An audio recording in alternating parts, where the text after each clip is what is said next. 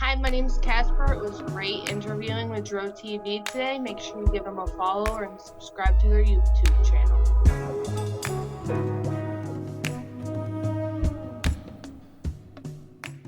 Welcome to My First Time, the show about your first time getting high on marijuana. I'm your host, Mike Freeman with Dro TV. Today, I'd like to welcome our guest, Casper. How are you? Hey, how is everyone doing? Doing well. Thanks for coming on Dro TV today. You can find more of Casper on Instagram and Twitter. Gone like Casper. The links will be in the description below. So if you're on Instagram and Twitter, go give her a follow. So Casper, please let our audience know where you're located and a little bit about what you've got going on in the cannabis community. So my name's Casper. My real name is Morgan. I go by either.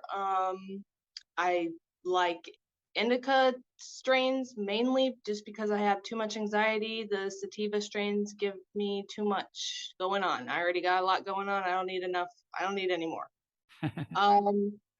In the cannabis community, actually, I'm in Vero Beach, Florida. Sorry, I totally forgot about that part. No worries.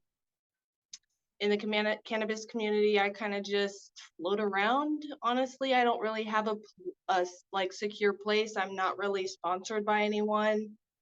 I just kind of joined to be able to smoke online and not have anyone judge me for it because I have a personal page, but I was sober for a while, so like smoking weed to a lot of that community is considered a relapse. So I just kind of made a separate page and here I am.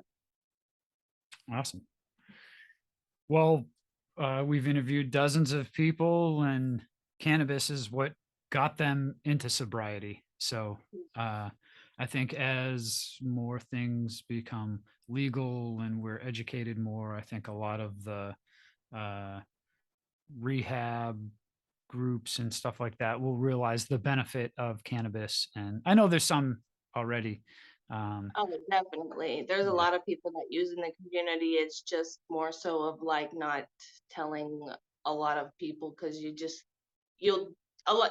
considered a relapse for a lot of people, like especially like the old timers Sure. that are in the group. So I it's just think hard to. too, a lot of that stems from um, before you'd have to go to your weed guy to get the hard drugs because he was the guy that knew the hard drugs. So I think to an old timer, it's going back into that scene, right? A lot of uh, rehab and recovery is, not falling into old habits and being around the people that, got you involved in whatever it is you were involved in. Yeah. So I think because they're not used to going to a store and buying weed, they look at it like, oh, you must be going to the drug dealer to get your weed to medicate. And but hopefully we're advancing past that soon. And With due time. with due time, yeah. And people like yourself, conversations like this, hopefully it will help destigmatize and break some of those barriers down. So Casper, thanks again for coming on the show today. We want to know about the first time you got high. It's my first time, so please let us know about the first time you got stoned.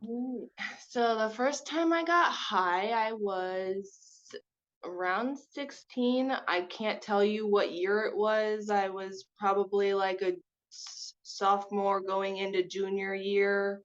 I'm 27 now, so I was very against smoking weed when I was younger. Like my parents always taught me that it was bad. I remember like before I smoked weed, I was probably about 9 years old. I went into my brother's room and I would snoop through his stuff and I found a little bowl at the time. I didn't know what it was. I just thought it was pretty. So I grabbed it and I put it in my room and I came home from school and my mom was like, we need to have a talk. And I was like, what did I do? What did I lie about this time? And she pulled it out and she was like, do you know what this is? And I was like, no, I got it out of Brandon's room. And she was like, it's for smoking marijuana. And I was like, the only thing that came to my mind was, don't tell him I like told on him, like, don't tell him. I went into his room and went through his stuff. Um, but when I was 16, I went to a park with a couple of friends, and during the day we smoked at like in broad daylight. It wasn't legal at the time. Like it was completely illegal, like totally frowned upon by everybody. I don't know why we did it in broad light daylight, but we did. And I got super paranoid, and a white car had drove by the park, and I literally got off the bench because I was sitting on top of the bench. So I got off and I went underneath the table, and I was like, oh my God, it's the police. I gotta go. Like, we need to leave. I started freaking out, and they were like, we need to take you somewhere like more secluded so you could calm down. And like at the time, I was the only friend with the car. So I had to drive because I didn't trust any of my friends to drive my car. Right. So I was like driving first time high, and I was like calling my friend who was like out of town, and I was like, she was like the mom of the group, and I left her a voicemail, and I was like, I got high, I'm so scared, I'm driving right now, I don't know what to do, can you please call me back?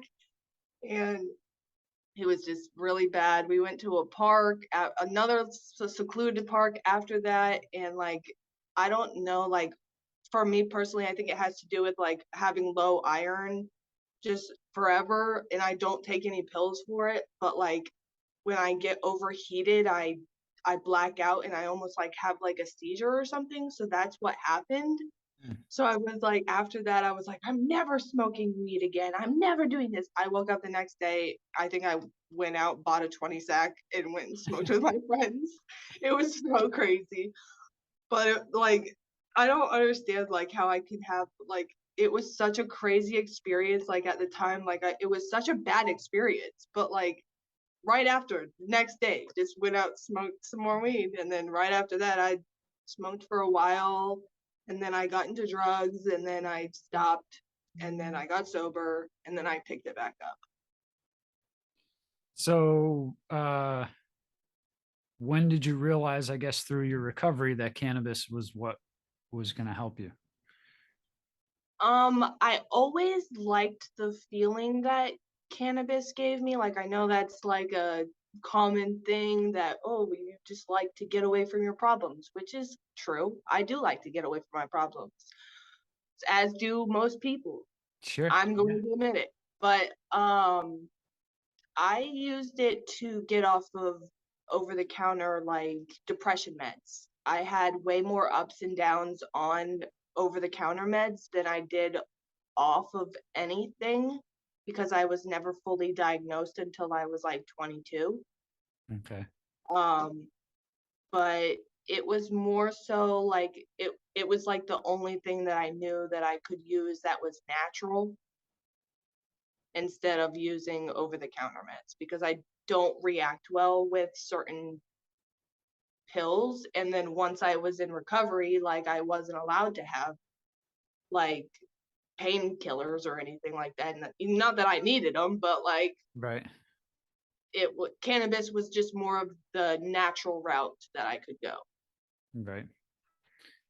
And as we were mentioning, you received some pushback from using cannabis to help you through. Um, have you found, other people in a similar situation like yourself that use cannabis to uh, help through a recovery? And I mean, I follow a couple people on here like Plant Curing, and I think it's kind of mindful that they do the podcast together. okay, But I don't really after like because after I started using cannabis to get off meds, I was in an outpatient program, and some things went down, and I ended up getting Baker acted against like illegally. They did it illegally, and it kind of, for me personally, that just wasn't the route to go for me. Like I knew it was gonna do damage, and it did damage. I hibernated in my house for a year. I didn't talk to anyone. Um, it really kind of fucked up my social anything. Um, but fuck, I forgot what I was talking about. That's all right. You said the Baker Act, right? What's the Baker Act? Yeah. So it's when they send you basically to the, what's the nice way to put it? It's where they send you to the hospital for when you have mental health crisis. Okay. And that's, And I would so, imagine in this state, from what you're describing, somebody else can send you there, not on your own volition. yeah, so my doctor did it at the time, and the way that they're supposed to do it is if you're in a facility, they're supposed to keep you at that facility until the police or whoever come and pick you up and take you to the hospital. But they let me leave, and I was home for 2 hours, and then police came to my house. So like if I was to have done anything in that 2 hours that I was home, they were completely liable for that. Hmm. So that's where the legal part comes in. Okay. That must have been Yeah, scary. it was a lot, honestly. The only way I agreed to even be in that outpatient program was for them not to do that to me. So for them to do that to me was like a complete, like, I can't trust any type of doctor. And then once I got my medical cannabis card, it was more different because I had to open up about that. Like I didn't have to, but I did because like when I went to go get my card, I treated it like it was a medical thing. Sure. Hey, everybody, I want to quickly mention Food Forest Abundance. Food Forest Abundance is a great way to create your own self sustaining food forest and naturally occurring ecosystem that's commonly found in nature, but designed specifically for you. Through multiple layers of trees, shrubs, herbs, vines, rhizomes, mushrooms, and perennial vegetables, you can become your own supply chain without the typical maintenance required of a garden. From small spaces to large areas, both urban and suburban, Food Forest Abundance wants us to get back to our roots in nature by engaging with our food production in a meaningful way. For more information, click on the link in the description below and start your journey today. Okay, let's get back to today's episode. Yeah, they violated your trust, and now you're supposed to, still confide in these people. And was this like some kind of program where you had to Yeah, I was talk in an with them or outpatient see program. them X amount of times? Yeah, I was in an outpatient program for the rehab that I went to. How receptive were they to medical cannabis? They didn't like it at first, but I am a very stubborn person, and telling me no doesn't work. So they tried to tell me that because at first I didn't have my medical card. They were like, the only way you could do it is if you had your medical card. And I was like, I'm newly sober. Like, I don't know how you expect me to afford a medical card. I can't even afford food. And so I eventually got my medical card, but I only got my medical card because I came up positive for fentanyl. Mm. Because whoever I was buying off the street, because I didn't know them like that, they were lacing it. Lacing weed with fentanyl? Yeah, so what happens is if you don't die from it, you get addicted to it, and then you get a lifelong customer, and then you go and tell your friends, "Oh, my dude's got this really good shit." And then if they don't die from it, then they're a lifelong customer, and then it's just a repeated process. Hmm. It's really unfortunate, but I didn't think it was a thing, but I guess it is because fentanyl was never my drug of choice. So, Yeah, I've been super curious about this because it was several years ago that they first started announcing the overdose from weed laced with fentanyl, and my buddy and I were like, "This just doesn't make sense. Why would somebody lace the weed?" And had at the time we recently had two friends overdose and since pass away from uh, fentanyl related drugs, and so at the time I knew a cop and I knew a chemist, but not a chemist in the sense that like he kind of like he worked in a lab doing chemistry stuff, right? And but like he was like mixing drugs for like a pharmaceutical company. So I was just like to the cop and to my friend, I'm like, forget about it not even making sense, right? Because I know when you just said, oh, you get addicted to it, and yeah. but maybe I don't know enough about it, but from what I do know, it seems like the doses of it, it's almost like it's super small or you're gonna overdose from it. Yeah, which is really weird because it's usually like just like a what they say is it's like if you have like a grain of salt of it, that is what can kill you. But honestly, I've done so much in my life, I'm surprised it hasn't killed me. Yeah, yeah. Well, I question the whole process because I guess okay, I'm putting myself in the drug dealer's shoes, right? I'm gonna hook my clients and get them coming back. Uh, and I know they say like cops, when police come across all kinds of drugs now, they have to use gloves and stuff because if they touch it, they can get sick from it. And um, but it just seems like such an arduous process to like lace weed with fentanyl, where there's probably a high chance that your customer could die. uh, Yeah, Again, I don't know. I don't even know like what it looks like or how it's administered, but I um, don't either. Honestly, I don't either. yeah. So this was something you had to pee in a cup once a week, and they said it tested positive for fentanyl.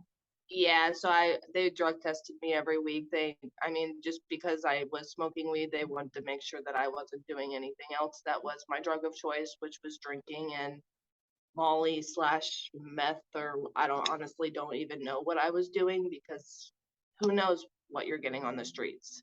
Right. Um, they could tell you what it is, but it's probably not that. Yeah. Um, so yeah, I was getting drug tested. So yeah, I came up positive and they were like, "Do you have something to tell us?" And I was like, "No." And they were like, "You came up positive for fentanyl." And I was like, "That's not even my drug of choice." Like, and why would I do drugs when I'm getting drug tested? Like, Right. Yeah. common sense does that make? Like, I Yeah. know I'm And getting so weed. you did you like test positive for marijuana? Yeah, I came up positive for the marijuana and they were like, "You have to stop smoking weed." And I was like, "That's not happening. Like, I'll stop buying from homeboy that I was buying from, but I'm not gonna stop smoking weed." And they were like, "You have to either get your medical card or you have to do something." And then I ended up leaving the facility for a little bit and then I went back and then it was just a lot. And then that happened with the whole Baker acting thing. And then I completely left. Well, from the few minutes we've been speaking and following you on Instagram, it seems like you've put a lot of that past you, and Oh that yeah. cannabis and marijuana has not only helped you, but now you're uh, helping others with your story and really being able to. I mean, a lot of this, what we wanted to do in the community here with Dro TV is to spread knowledge and stories like this where we're destigmatizing and uh, everybody's got problems. The world got crazier in the last couple of years. So, Yeah, uh, we definitely did. you know, uh, weed, I think, has helped a lot of people in the last couple of years deal with, you know, a litany of different issues that we could talk about, but I don't think we need to. Most people are well aware of what's going on. Um, so, Casper, let's talk a little bit about your art. You said you're doing some graphic design work for company making Yeah, baggies and stuff. yeah. So I work with another company. They are Kush Office on Instagram. I tag them in a lot of my videos, and I basically just make their like design their strain baggies. And so like whenever he comes out with different strains or they make like different edibles or whatnot, I just kind of make their labels for them. And then they are also like a clothing line. So they do like different stoner clothing and I also do the drawings for that. And then I just kind of on the side I do random drawings for other people. I randomly take people's drawings from their Instagram pages and we'll just like randomly draw them and then send it to them. A lot of times I don't charge for my art. Um, I've found it very, I don't really, I thought I wanted a job in art, but it made me realize that it made me start to hate it. Mm, So I don't really charge. And if I do charge, it's like $10 an hour, which the most it takes me is like 6 hours. So not that much. right. Yeah, when it becomes a job, it's not fun to do anymore. So, Yeah, definitely not. yeah. And especially, I mean, being an artist is like you know, the top of creativity. So when it's forced, Yeah. it's not always art. So, Yeah, art has always been my kind of rock in life, along with cannabis, obviously, but art has definitely made me like be able to show my emotions without actually showing them because I'm not very good at like personally showing them out loud. right. And that's okay. Everybody's different, right? I seem like this super jovial guy, but a lot of times I kind of just want to hang out in the house and you know, I got a lot going on here. This is where most of my work happens. So, um, Yeah, it's an awesome thing though. You've interviewed so many people and that they have so many different stories on why they use cannabis is nice. yeah, it's awesome. It's really helped me, expand my knowledge base as well and learn about things. I've been smoking weed since 1997. And, just in the last couple of years, what I've learned is way more than I always knew. There was medicinal benefits from it, from early how it made me feel. Uh, I played sports most of my high school and even after high school, recreationally playing sports, and it always helped me with recovery and muscle soreness, and it just made me feel better. Um, and it gave me clarity as far as uh, if I was depressed and I wasn't sure what you know direction to go, smoke a little weed and we'll figure it out. So Yeah. um, are you a flower girl? You do dabs, edibles? What's your area Honestly, of choice? I'm more of a flower girl. I like just the way it looks and smells, and that you could have a strain that smells a certain way but tastes completely different. For me, the concentrates doesn't give off like, yeah, they do have a potent smell, obviously, and they look terpy, but like you can't really tell the different colors of what it came from. And I like wax, but it's just expensive. It's Right. and it doesn't last me that long. Like I smoke a lot, so I need something that's gonna last me a while, and flower tends to last me longer than wax does. I'd love to be a dab girl, but I just can't afford it. Yeah, which is crazy. I moved down here from Massachusetts. We're here in Orlando. I moved down here 3 years ago, and you could get like a gram of wax and concentrate was like 20, 25 bucks. Um, and I don't know what the prices are now in Massachusetts, but I think a lot of it's gone up either because of regulation. There's less of it now. It's harder to make. I'm not quite sure, but um, uh, I was doing dabs every day, and it was like, man, I'm exceeding my limit here. So I went back to the flower because like my tolerance, I just like broke this tolerance, and I'm like, I don't feel like I'm getting high from a dab. That's not good. So Yeah, I couldn't handle dabs for like the longest. I remember when my friend got me into dabs, it probably was like about maybe 2 years ago, recent. So like, and every time I took a dab, I would throw up. And I'd go to the bathroom and they'd be like, "Are you okay?" I'm like, "Yeah, I'm good. I just need to, you know, throw my life up and then I'll be okay." But yeah, dabs just hit me harder. And they just do too much. They make me sweat. I don't have time for that sometimes. how about So edibles? I like edibles. I don't get like a lot of regular Delta 9 edibles, just because I don't have my medical card. But I do work at a smoke shop, so I like get Delta 8 edibles all the time. I tend to like the Delta 8 edibles, but I don't really care for the flower wise of it, just because I smoke the regular stuff, so there's no point Yeah. for me. Yeah. Cool. Well, Casper, I'm glad we had a chance to have this conversation today. And thank you for sharing your story with us. Please let everybody know the best place that they can follow you. Best place you can follow me is my Instagram, which is gunlikecasper420. I am very active, mostly on my stories. Yep, that's all. Twitter too, gunlikecasper4. That's it. Okay, awesome. And for those of you watching this on YouTube, go down there and smash that like button for Casper and leave a comment with your favorite indica. Do you have a favorite flavor right now?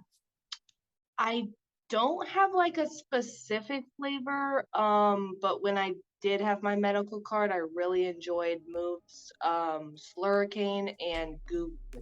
Those were really good strains. So if Sweet. I can definitely find that again, that'd be great. Awesome. And make sure you're also subscribed to YouTube so that you don't miss more great guests and interviews like this one with Casper. So thank you again. Hope you enjoy the rest of your afternoon. And for all of you tuned in, we'll catch you on the next episode. As always, smoke them if you got them. What's up, Dro TV family? You can now stream the audio version of all these episodes on your favorite podcast player. And if you like more episodes like this, check out this playlist we put together over here for you. And if you haven't already, subscribe to us on YouTube. You don't want to miss more great content from Dro TV. Thank you for tuning in, and as always, smoke them if you got them.